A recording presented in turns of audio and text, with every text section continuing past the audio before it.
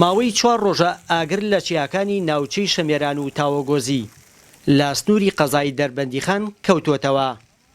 تیمەکانی بەرگری شارستانی و پۆلیسی دارستان و دانیشتوانی گوندەکانی سنوورەکە هەوڵی کۆنتڕۆڵکردنی ئاگرەکەیاندا. هێزەکانی ئاسایش و پۆلیسی هاتوچۆ و پۆلیسی ناوخۆ هاوکاری تیمەکان دەکەن و ڕاستەوخۆ بەشداری کۆنتڕۆڵکردنی ئاگرەکە دەکەن.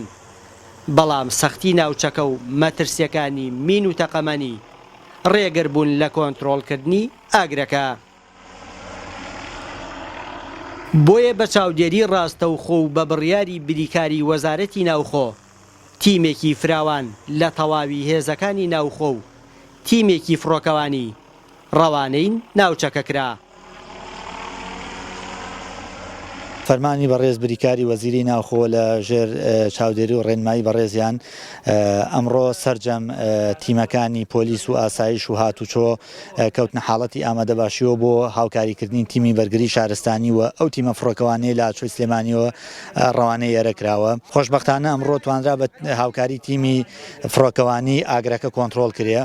کۆنتڕۆڵکردنی ئاگرەکە لە شاخی زەواڵی و شاخی زمناکۆ توانم بڵێم مەترسی لەسەر لە وەرگا و پوش و پاوان و منتخەکە بە تەواوی کەم کردوتەوە. بە سەرپەرشتی ڕاستەوخۆی بەڕێز بریکاری وەزارەتی ناوخۆ بەڕێز ئەمیدیار بەڕێوەبەری بەرگری شارستانی سلێمانی هەوڵی کۆنتڕۆڵکردنی ئەم ئاگرای لەم ناوچەیەکی شاخاویە، مەترسی زۆری تایە و بوونی مینێکی زۆر لەم ناوچەیە یەکێکە لە هۆکارانەی کە ڕێگرە لە کۆنتڕۆڵکردنی ئەم ئاگرە بۆ ماوە زۆرە.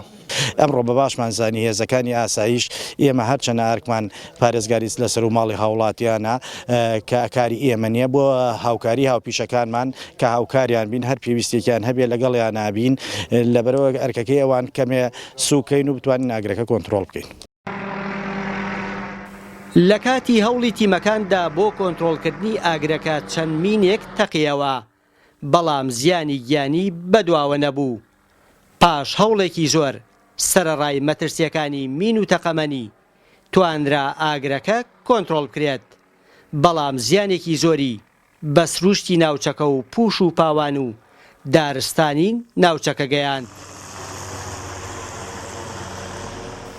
ناوچەی شەمێران لە سەردەمی ڕژێمی بەعزدا مەیدانی جەنگ و ڕوبەڕووبوونەوە بووە لە جەنگی 8 ساڵەی عێراق ئێران و ئاسەواری جەنگ و مین و تەقەمەنی هەمیشە مەترسیەکی گەورەیە لەسەر دانیشتوانی ناوچەکە.